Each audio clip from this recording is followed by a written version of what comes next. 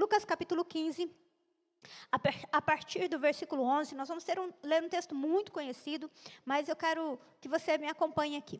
Continuou. Certo homem tinha 2 filhos. O mais moço deles disse ao pai: Pai, dá-me a parte dos bens que me cabe.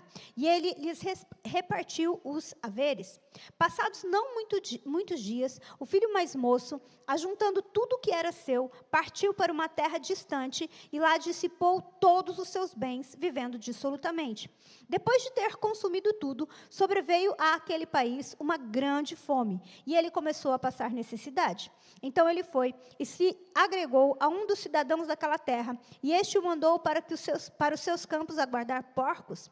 Ali desejava ele fartar-se das alfarrobas que os porcos comiam, mas ninguém lhe dava nada.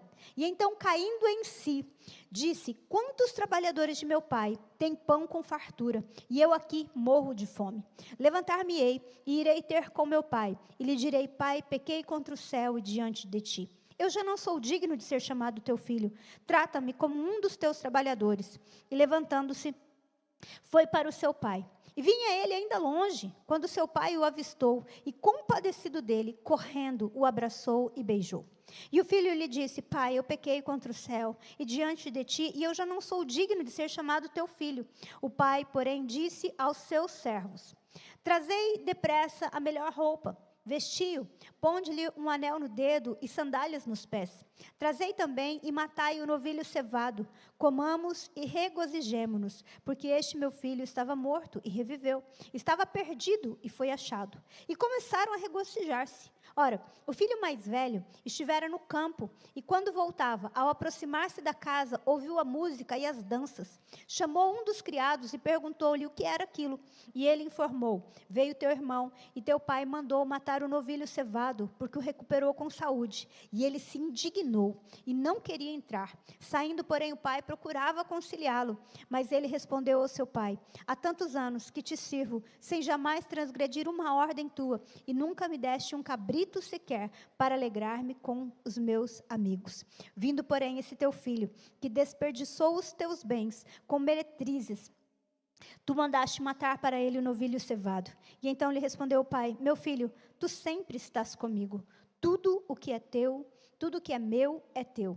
Entretanto, era preciso que nos regozijássemos e nos alegrássemos, porque esse teu irmão estava morto e reviveu, estava perdido e foi achado. Amém? Você quer que o Senhor fale com você nessa noite? Eu também. Então vamos pedir isso para Ele? Feche seus olhos, peça para o Espírito Santo falar ao seu coração. Papai, nós estamos nessa casa por tua causa. Ó Senhor, como nosso coração se alegra, como meu coração se regozija em estar neste lugar com o teu povo. Como é maravilhoso estarmos nessa presença, nessa atmosfera cheia do Senhor, cheia da tua vida. Espírito Santo, eu quero te pedir, traz para os nossos corações aquilo que só o Senhor pode trazer. Que usa a minha vida, Senhor, apesar de mim. Eu declaro a minha dependência total, absoluta e restrita do teu Espírito Santo. E eu quero te pedir que o Senhor fale aos nossos corações. Eu quero declarar nessa noite, na autoridade que há no nome de Jesus, que a nossa mente está alerta, nosso coração está cativo, Senhor, cativo à obediência de Cristo, que nada, Senhor, nenhuma ação das trevas vai roubar aquilo que o Senhor tem, mas nós estamos prontos para essa semente que é boa, essa semente que multiplica, e no nosso coração, ela vai dar fruto a 30, a 60 e a 100 por um. Aleluia. Quantos creem nisso? Glória a Deus. Você crê que o Senhor é bom? Você crê que o Senhor é bom? Amém. Glória a Deus. Eu preciso te dizer que o Deus que você serve é bom. Que Ele é maravilhoso. Olha só, eu sei que você já conhece esse texto. E é muito interessante que esse texto de Lucas, ele é muito conhecido por ser a parábola do filho pródigo. E quando a gente fala de filho pródigo, muita gente fala assim: o filho pródigo, aquele que foi e voltou. A palavra pródigo, gente, é alguém que gasta demais. Então, um filho pródigo não é alguém que vai e volta. Um filho pródigo é alguém que não sabe administrar as suas finanças. E, embora esse texto fale acerca desse filho, essa parábola ela vem nos revelar o coração do pai. O coração de um pai amoroso, um coração de um pai perdoador, um coração... E quando a gente olha para esse pai, a gente percebe que ele tem algumas características, né? A primeira característica é que ele não retém. O amor, ele tem essa característica. Você pode obrigar as pessoas a fazer as coisas, mas você não pode obrigar ninguém a te amar. E esse pai, ele libera esse filho, ele dá aquilo que esse filho mais novo pede, esse filho vai, gasta tudo o que tem, e quando ele volta, ele encontra um pai perdoador, um pai amoroso, um pai que faz festa, e ele diz isso para o filho mais velho: era necessário que nós nos alegrássemos com a volta desse teu irmão. Agora, olha que coisa interessante, gente. Quando esse filho mais velho, quando o filho mais novo, ele vai e ele descobre todo o que o mundo tinha para oferecer para ele, que ele se perde, que ele passa necessidade, ele se lembra do seu pai. Ele se lembra da bondade do seu pai e ele volta para o pai. Agora, o filho mais velho, por incrível que pareça, ele estava com o pai, trabalhando com o pai, trabalhando para o pai, mas ele não desfruta de nada que o pai tem. Nós temos falado já há alguns dias sobre maturidade, sobre nós nos tornarmos filhos maduros. Só que nós precisamos tomar um cuidado para que a maturidade não nos torne rabugentos. Nós precisamos tomar um cuidado para que a maturidade não nos embruteça. Como aconteceu com esse filho mais velho. Por quê? Porque, às vezes, queridos, sem a gente perceber, a gente começa a tornar a nossa caminhada muito pesada. A gente começa a trazer na bagagem coisas que nós não precisamos e que não refletem o caráter de Deus. Deixa eu contar uma coisa para você. O seu pai é alegre. O seu pai é cheio de vida. O seu pai é bom. E se o desejo do pai é que a gente cresça e se torne semelhante a Jesus, era isso que Jesus apontava. Jesus mostrava para essa característica do pai. Eu não consigo imaginar, sabe que durante muitos anos da minha vida, pelo menos na fase inicial da minha conversão, eu imaginava sempre, eu não sei você, mas eu falava assim, lia assim, Jesus chorou. Aí eu imaginava um Jesus plácido, sabe? Aquela coisa plástica, escorreu uma lagriminha assim de Jesus. Aí uma vez eu assisti um filme chamado Jesus segundo o Evangelho de Marcos. E aí quando Jesus ia chorar, Jesus chorava assim, ha, ha, ha, ha. E eu falei assim, oi, nossa, nunca tinha parado para pensar que Jesus chorava intensamente. Queridos, Jesus, ele vai lá naquele templo, ele derruba as mesas. Nosso Jesus, ele era alguém cheio da vida de Deus. Ele era alguém que o amor de Deus transbordava da vida dele. Então, nós precisamos tomar um cuidado que na busca pela maturidade, de repente, nós não estabelecermos uma bagagem pesada que nos faz confundir maturidade com dureza. Esse filho mais velho, aparentemente, é ressentido, é amargo e não sabe nem desfrutar do que o pai tem, como algo seu. O pai vem dizer para ele, filho, você está comigo há tanto tempo, tudo que é meu é seu, você não sabe disso? Queridos, quando nós olhamos para a vida de Jesus e para a vinda de Jesus, tem uma coisa que me impressiona absurdamente. Jesus estava na sinagoga, em pleno sábado, e aí ele vê uma pessoa de mão ressequida, e a Bíblia diz que estava todo mundo de olho nele para ver se ele ia curar. E as pessoas não se alegravam por ele curar, elas estavam ali querendo brigar porque era sábado. Posso contar uma coisa para você? Tem um monte de crente que é assim. Que ao invés de se alegrar com aquilo que Deus está fazendo, ao invés de se alegrar com as restaurações que Deus está fazendo, está preocupado, sabe, com um negocinho que nada a ver, e embrutece, fica rabugento. Agora, olha que coisa, que nós olhamos para a maneira, quando nós olhamos para ele, a gente vê que isso é um alerta para nós, que se nós olharmos para a palavra de Deus, nós vamos perceber a natureza do nosso Pai, e a natureza do nosso Pai é uma natureza boa. O que Jesus, ele veio, sabe para quê, queridos? Não para trazer mais peso, ele veio para que a nossa vida seja abundante. João capítulo 10, versículo 10 diz o quê? Eu vim para que vocês tenham vida e tenham vida em... Então, isso não me parece peso? Não me parece que o Senhor está dizendo assim, eu vim porque agora vocês vão sofrer. Eu fico impressionada com um povo que acha que ser crente é difícil. Que para ser cristão tem que ser uma pessoa de cara fechada. Eu não entendo isso, porque não é isso que a palavra de Deus me diz. Lá em Mateus capítulo 11, do versículo 28 ao 30, o que eu ouço Jesus dizer é algo que nós cantamos nessa noite. Vinde a mim, todos vocês que estão cansados e sobrecarregados, que eu vos aliviarei. Tomai sobre vós o meu jugo e aprendei de mim que sou manso e humilde de coração.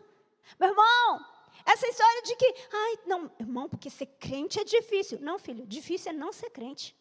Difícil é você não ter Jesus na sua vida, que te ajuda a carregar o seu jugo. Difícil é você não ter o Espírito Santo na sua vida, que mostre para você o caminho a seguir. E é por isso que quando nós olhamos ainda para Jesus, nós vamos ver Ele dizendo assim, eis, eu vos deixo a paz.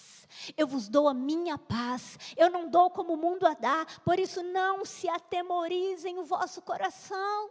Querido, quem foi que passou por essa terra que disse isso? Eu vos dou da minha paz. Meu amado, eu e você temos um Pai que tem paz para dar e Ele dá isso através de Jesus. Eu e você podemos atravessar todas as tempestades recebendo paz da parte do Senhor.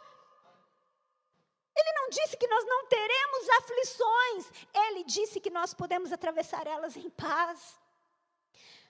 Sabe o que eu ouço um filho maduro chamado Paulo dizer? Eu aprendi a viver contente em toda e qualquer situação. Filipenses, vamos ler esse texto. Filipenses capítulo 4, do versículo 11 ao 13. Filipenses capítulo 4, do versículo 11 ao 13.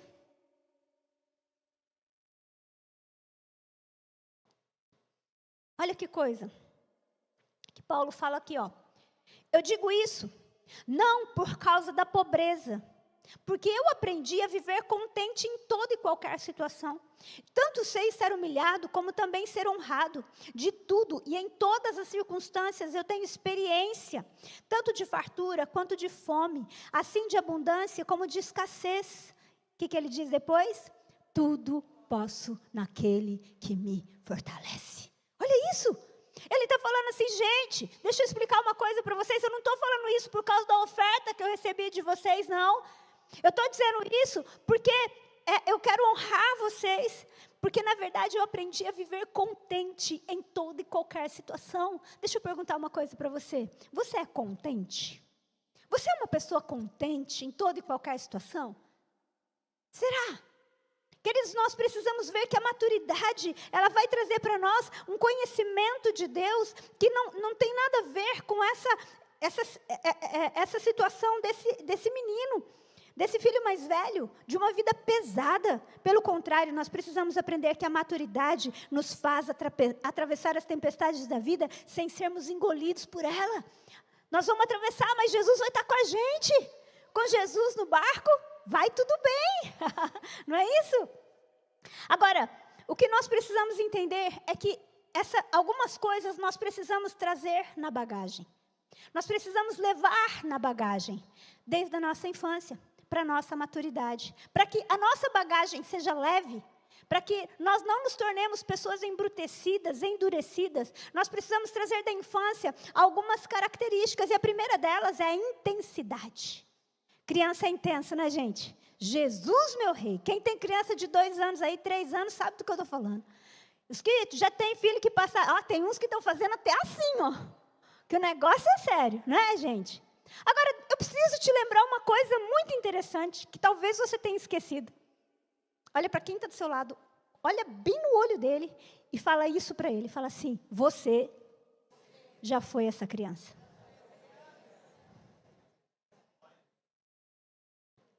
Ah, não foi? Foi sim, que eu sei.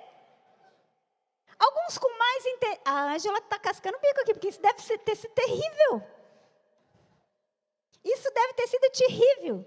Sabe, aquela que deixa a mãe com os cabelos em pé? Pois é. Gente, eu vou contar... Depois ele vai ficar bravo comigo, mas tudo bem. O Davi Lucas, gente, eu tirava ele do vidro do box do banheiro. O Davi parou de subir no guarda-roupa, porque eu falei que cada vez que eu pegasse ele em cima do guarda-roupa, ele ia levar uma surra.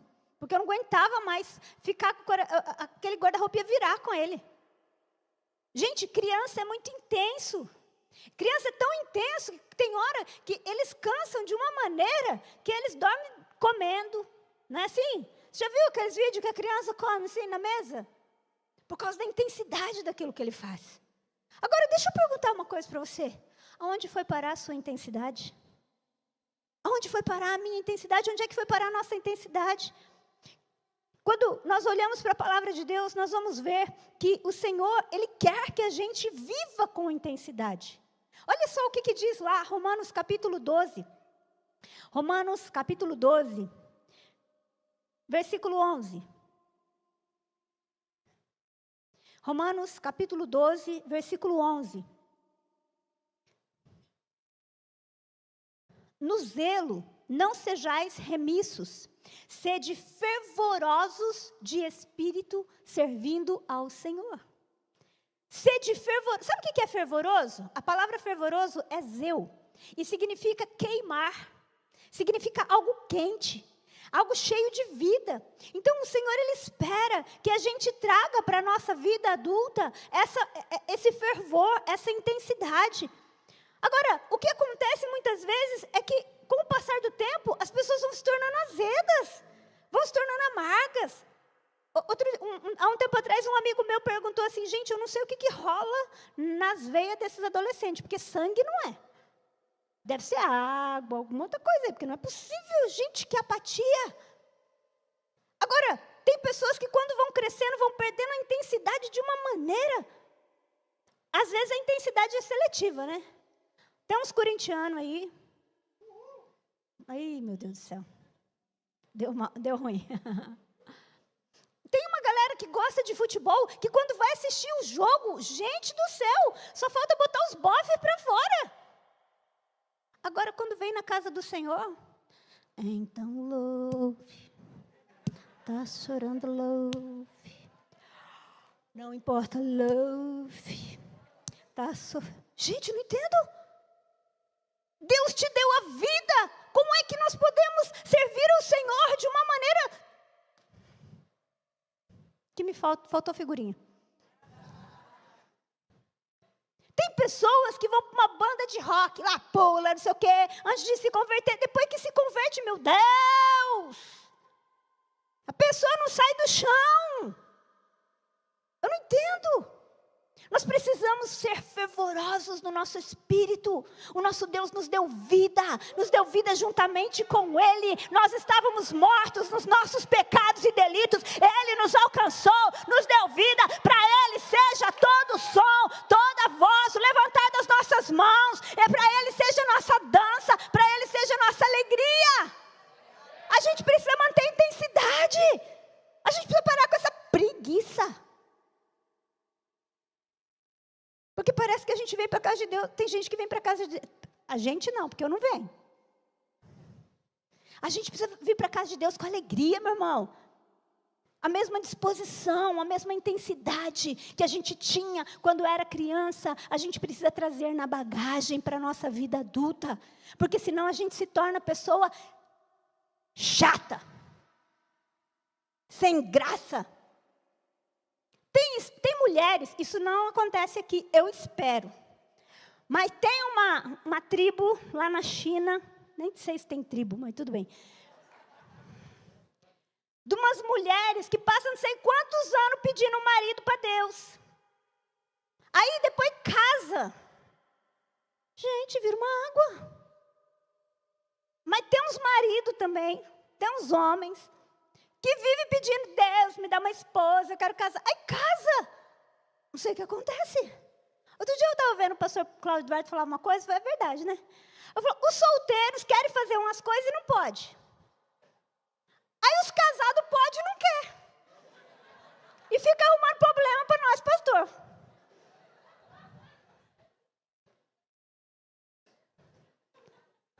Gente, não entendo. Cadê a intensidade? Hello?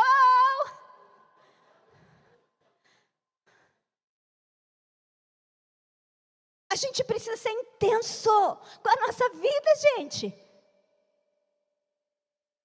A gente precisa manter a intensidade, a gente precisa manter o coração aceso com os presentes que Deus nos dá. Deixa eu falar uma coisa para você, caso você não tenha percebido, você é rodeado de presente que Deus te deu. Desfruta, deixa o seu olho brilhar, olha nos olhos dos seus filhos, deixa o seu olho brilhar, beija o pescoço do seu filho, vai lá dar um abraço no seu marido, vai lá dar um abraço na sua esposa, sai dessa apatia em nome de Jesus. Nós precisamos desfrutar dos presentes que Deus nos dá. Você vai esperar para fazer isso quando? No velório? Hello? Outro dia nós tivemos aqui um encontro de casais, e eu estava falando sobre uma palavra. Se você assistiu o Avatar, você deve ter visto que há uma cena, em alguns momentos, né, eles usam uma expressão que eu vejo você. E, na verdade, o que inspirou essa palavra, eu vejo você, é uma palavra chamada Savabona. Quando estavam aqui no encontro de casais? Ó, que benção. Savabona significa eu vejo você. Né, Elisângela? O que é eu vejo você? Eu te percebo. Eu te vejo, eu te percebo. Meus olhos estão em você. Queridos, muitas vezes nós estamos andando tanto com o celular na mão, com as coisas na mão, que a gente não vê mais, a gente não olha mais a pessoa que está ao nosso lado. Cadê a nossa intensidade em desfrutar daquilo que Deus tem nos dado? Olha para quem está do seu lado e fala isso para ela. Eu vejo você. Faz mais chique agora, fala Savabona. Eu vejo você, eu te vejo, eu te percebo. E não vai responder para ela, ainda bem. A resposta para a palavra, para essa saudação, Savabona, vamos lá, vamos treinar. Quando você vai dizer para alguém, olha, eu te vejo, eu te percebo, você diz Savabona. E a resposta que você dá, qual que é? Shikoba, que significa, eu existo por você. Vamos treinar? Bonito, né? É coisa linda, gente. Depois vocês escrevem aí, tá bom? E me marca nos comentários. Olha só. Eu existo por você. A gente não faz mais isso, gente. A gente não percebe mais quem está do nosso lado. A gente está perdendo a nossa intensidade. E quando nós vamos perdendo a nossa intensidade com as pessoas, nós também vamos perdendo a nossa intensidade com Deus. Porque nós vamos nos tornando pessoas apáticas. Eu não sei quantos de vocês já viram aqui um curta, que já faz um bom tempo que estava sendo divulgado aí, em desenho, de pessoas todas andando com o celular na mão, todas andando com o celular na mão, e elas não se viam mais. Então, quando nós vamos perdendo a nossa capacidade, a nossa intensidade, nós vamos nos tornando apáticos uns com os outros. Agora, o que eu vejo na palavra de Deus, lá em Apocalipse, capítulo 3, versículo 15 e 16, eu vejo o Senhor deixando claro qual é o seu critério. Apocalipse, capítulo 3, versículo 15 e 16.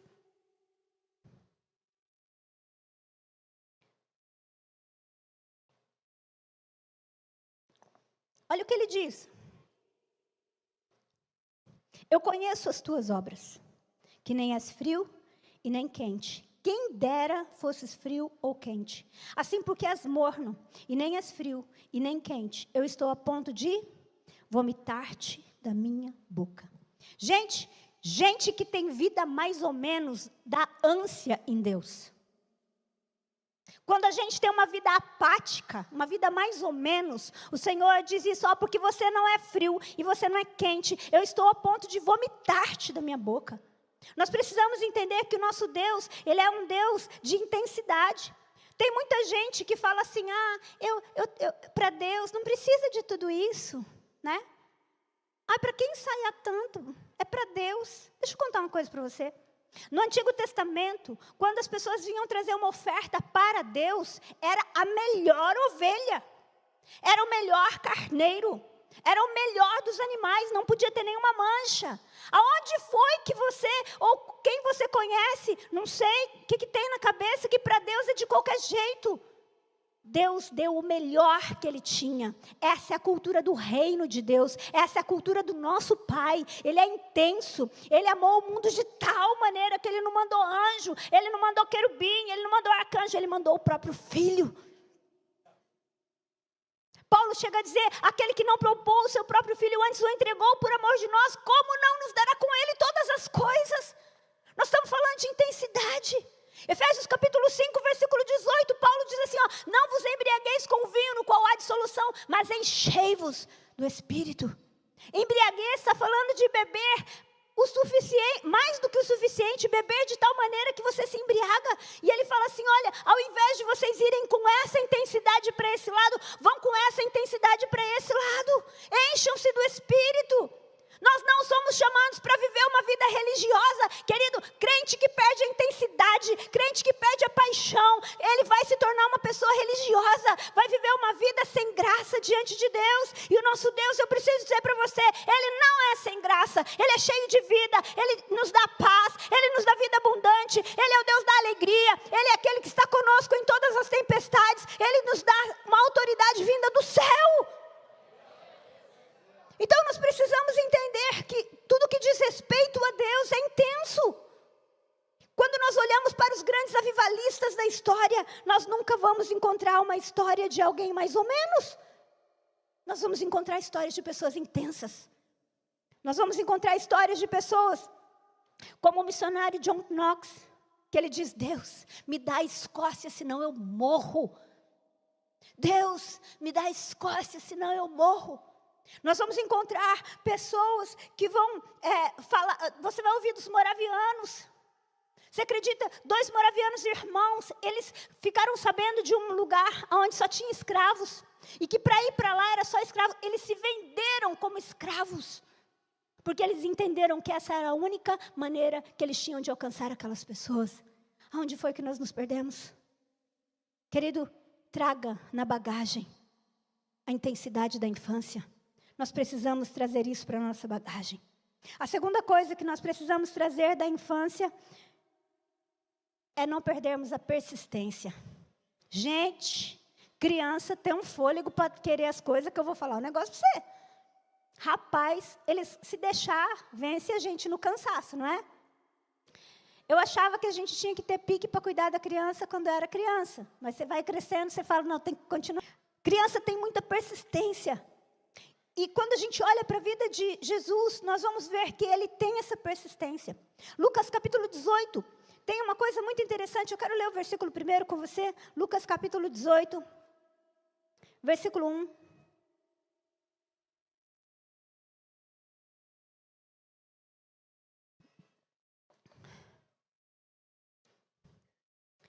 Disse-lhes Jesus uma parábola sobre o dever de orar sempre e nunca.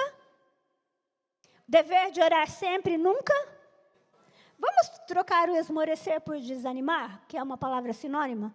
Jesus contou uma parábola sobre o dever de orar sempre e nunca desanimar. Desanimar é o contrário de persistência. Então, nós precisamos ser o quê? Persistentes. Nós precisamos ser firmes. Nós precisamos entender que a nossa caminhada com Deus não é uma corrida de 100 metros. E nós vamos precisar ser persistentes. A mesma persistência que a gente tinha quando queria uma coisa quando era criança, a gente tem que trazer na bagagem. A gente vai ter que insistir, queridos. E acredite, muitas vezes nós vamos precisar ir contra a nossa própria vontade. Muitas vezes você vai precisar dizer para você mesmo, vamos, vai. Você não vai ter vontade, mas você precisa ir. Por quê? Porque senão quando vier a dificuldade, quando vier os problemas, você vai desistir. Você vai desistir da fé, você vai desistir dos sonhos de Deus. Pastor Marcos estava falando aqui sobre recebermos um presente de Deus e comprarmos esse prédio. Nós precisamos sonhar, nós precisamos gerar isso em fé, nós precisamos voltar a ser ousados na fé. Agora, muitas vezes a gente vai desanimando. Mas, queridos, nós precisamos insistir em orar, porque na hora certa as coisas vão acontecer. Provérbios tem um texto que eu acho muito interessante, que ele fala para nós que é a esperança demorada. Provérbios 13, 12, olha só o que diz para nós. Provérbios, capítulo 13, versículo 12. Ele diz assim, ó, a esperança que se adia, ou numa outra versão, a esperança demorada faz adoecer o coração, mas o desejo cumprido é árvore de vida.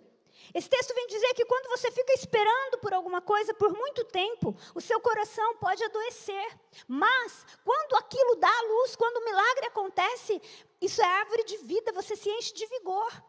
E se Jesus disse que é para a gente orar sem desanimar, significa que nós precisamos vencer esse período da espera. Esse período que nós aguardamos até que o milagre aconteça. Nós precisamos estar gerando esse milagre. Nós precisamos estar gerando que as coisas de Deus vão acontecer. E não permitir que isso tire de nós a nossa alegria, que roube a nossa fé. Gálatas, capítulo 6, versículo 9. Vamos ler também Gálatas, capítulo 6, versículo 9.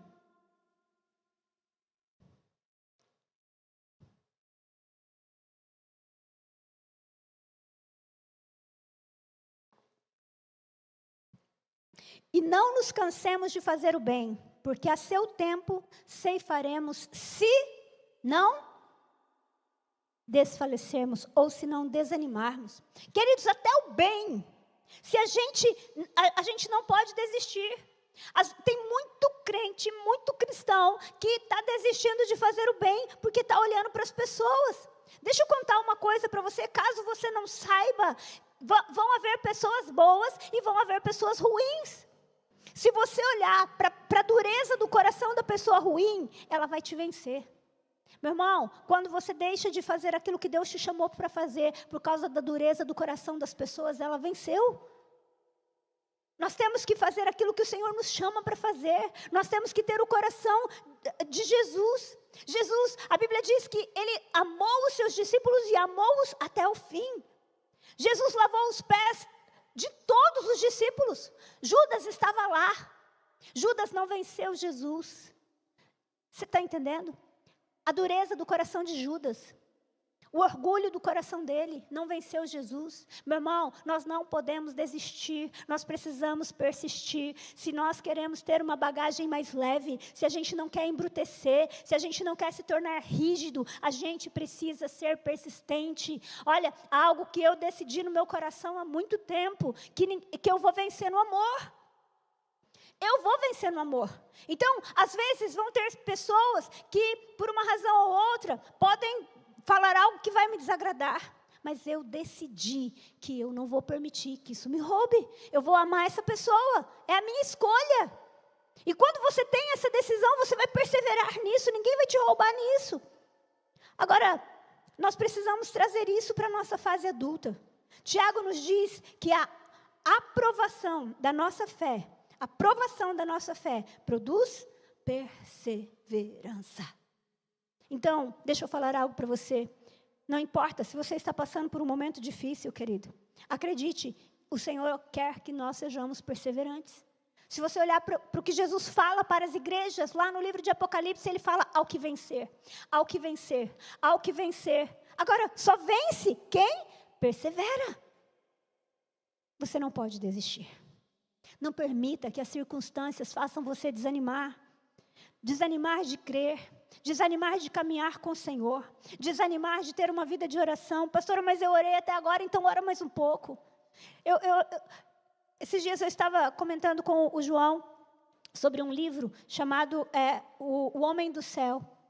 E ele, logo no início, do livro, ele conta que o seu pai estava com câncer e a sua mãe, que antes tinha servido ao Senhor, eles moravam na China. Então, nessa época, a Bíblia era algo proibido ali. E a mãe dele tem um sonho e ela se lembra de Jesus, do Jesus que ela serviu na sua mocidade, antes do Evangelho ser proibido lá. E ela acorda e ela fala para eles de um Jesus que cura. E então todos eles vão e começam a dizer assim: Jesus, cura ele, cura ele. Era a oração que eles sabiam fazer. E acontece que Jesus cura o pai desse irmão Yun do câncer. E aí uma coisa que ele começa a ter vontade é ter uma Bíblia. Ele começa a querer muito uma Bíblia. Ele fala para a mãe dele: mãe, como eu conheço esse Jesus? Ela fala: você conhece através da Bíblia. E ele fala: então eu quero uma Bíblia. Só que a Bíblia era proibida lá. E aí ele fala assim: mas eu quero uma Bíblia. Ela fala: mas eu não conheço ninguém que tem uma Bíblia. Ela falou: eu lembro de um pastor. E aí eles vão atrás dessa pessoa e ele fala: não, eu não tenho Bíblia. Porque se alguém fosse achado ali com Bíblia, essa pessoa, sua família, todos eles tinham prejuízos financeiros, eram presos e tinham sentença de morte. E ele falou: não tenho Bíblia. E aí ele falou: eu acho que tem uma pessoa em tal lugar que tem. E aí foram falar com essa pessoa, ele falou: não tenho Bíblia. Daí ele falou assim: mas eu preciso de uma Bíblia. Ele falou: então ora e peça para Deus. Peça para Deus te dar uma Bíblia. E ele começou a orar. E se passaram muitos dias e nada, e aí ele estava muito triste, ele voltou lá naquele homem e falou, eu já orei. Ele falou, então ora com mais intensidade. Você não chorou o suficiente, você não jejuou o suficiente. E ele começou a orar e jejuar. E aí, queridos, tem uma noite que ele tem um sonho, que vem um homem carregando um carrinho de mão, e tinha como se fosse pão ali, e dois outros homens junto. E então ele pega esse pão e ele morde, e ele, na hora ele entende que aquilo era a Bíblia. E aí ele acorda e descobre que era um sonho. E ele ficou tão frustrado, isso já tinha meses que ele estava orando pedindo uma Bíblia, que ele começa a chorar em alta voz. Mas passaram-se, se eu não me engano, 4 dias. De madrugada, veio alguém e bateu na porta dele. E falou, aqui mora o irmão Yun? Ele falou, aqui, sim, sou eu. Aí ele falou, olha, tem um pastor que me mandou entregar essa Bíblia para você. Ele tinha enterrado essa Bíblia numa lata, porque era assim que eles faziam. E ele estava perto de morrer. E antes dele morrer, Deus falou para ele mandar naquela casa, naquele endereço. Gente, o nosso Deus continua fazendo coisas assim. O que nós precisamos fazer é perseverar em oração. Sabe, um texto da Bíblia que tem mexido muito comigo é Marcos capítulo 16, quando a palavra de Deus diz, e esses sinais seguirão os que creem. E eu tenho clamado ao Senhor por isso, clamado ao Senhor por mais da presença dEle. Eu tenho clamado para que eu e você sejamos intensos, para que a gente seja apaixonado, para que a gente não perca a beleza do Senhor. Eu tenho clamado e eu quero perseverar nisso. Eu sei que eu não sou a única, mas nós precisamos perseverar em algumas coisas. Nós não podemos desanimar, queridos, porque isso vai trazer beleza, vai trazer leveza para a nossa caminhada. Então, a primeira coisa, diga comigo, é intensidade.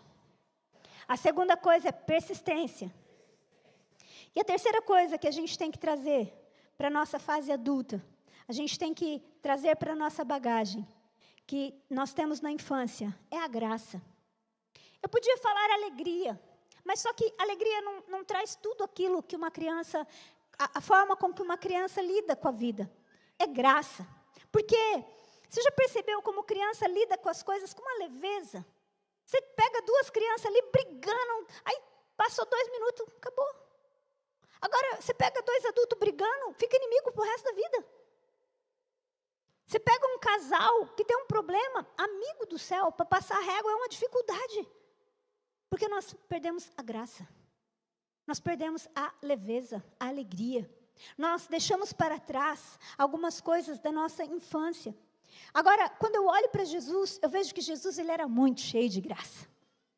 Porque eu não imagino as crianças indo atrás de Jesus, se Jesus fosse um cara duro, um cara austero. Eu lembro de um livro que eu li uma vez, que ele falava sobre você ter cara de sim e você ter cara de não. Olha para quem está do seu lado, vê se ele tem cara de sim ou tem cara de não. Não adianta dizer que tem cara de talvez. O que é a cara de sim e cara de não? Cara de sim é cara de graça. É quando você olha para uma... Você está num monte de... Tem um monte de gente, você fala assim, eu vou pedir para aquela pessoa ali, ó, porque tem um jeito assim, né? Não é assim? Ah lá, já acharam cara de sim lá. Criança é assim. Criança tem graça, alegria, leveza. Meu irmão, quando eu olho para esse irmão mais velho, eu vejo que ele perdeu a graça. Ele trabalhava para Deus, ele trabalhava com Deus, mas ele não tinha alegria, ele não tinha graça.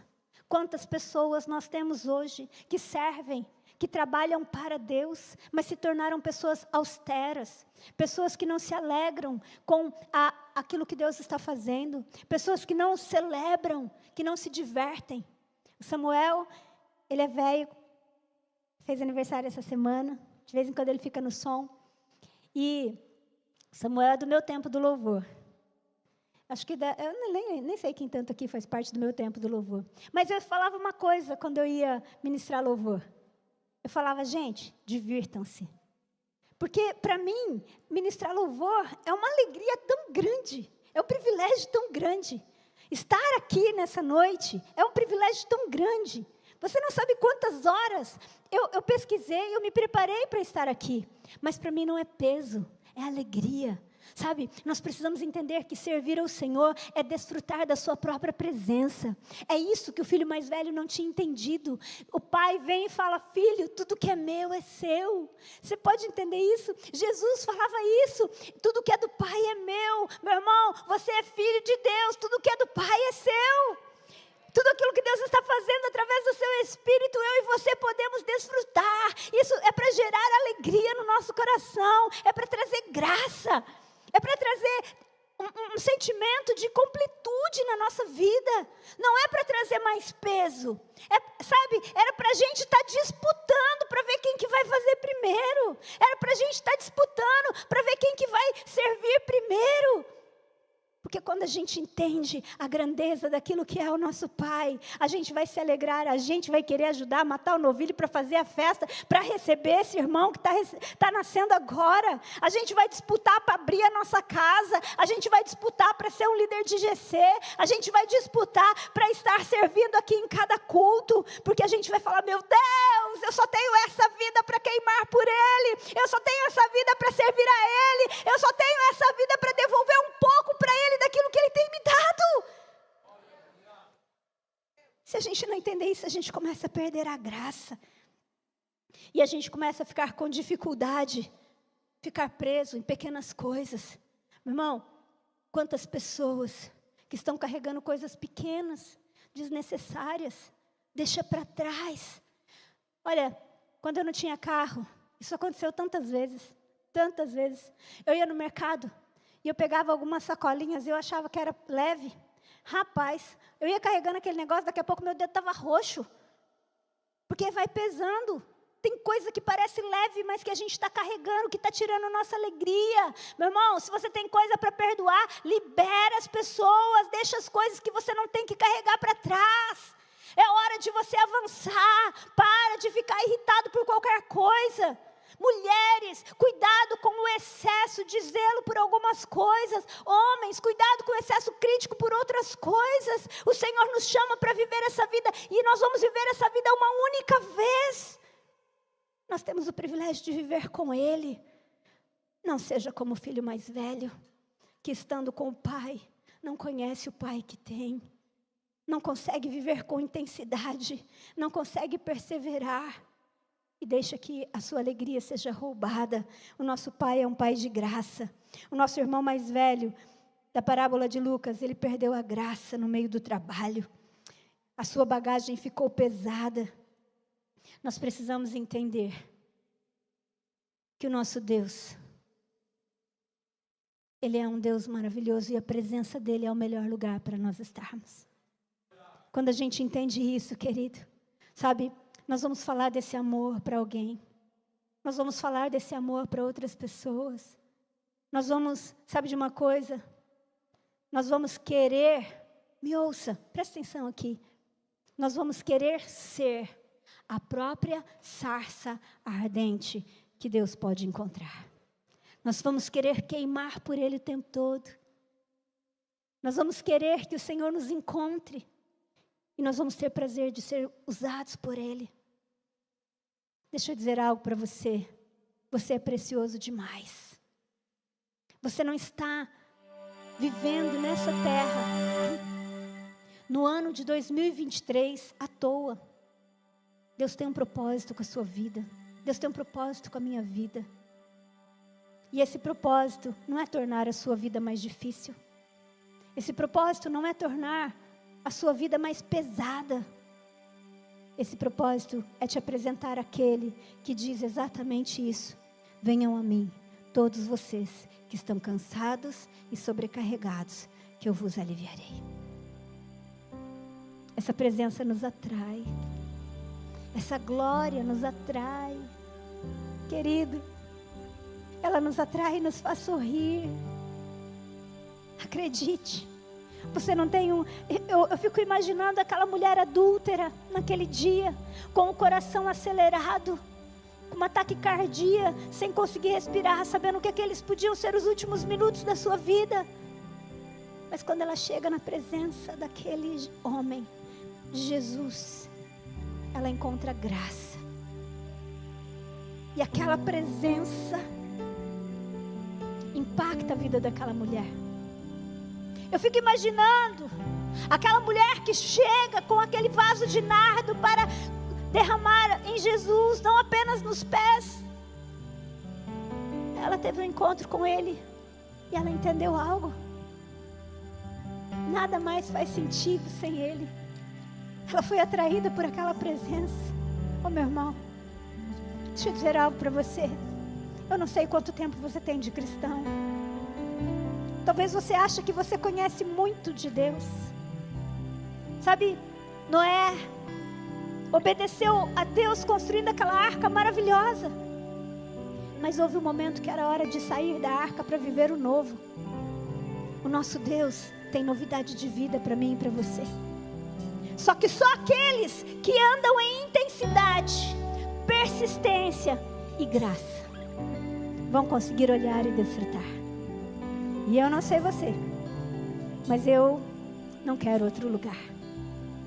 Eu não quero viver em outro lugar. Eu quero estar neste lugar.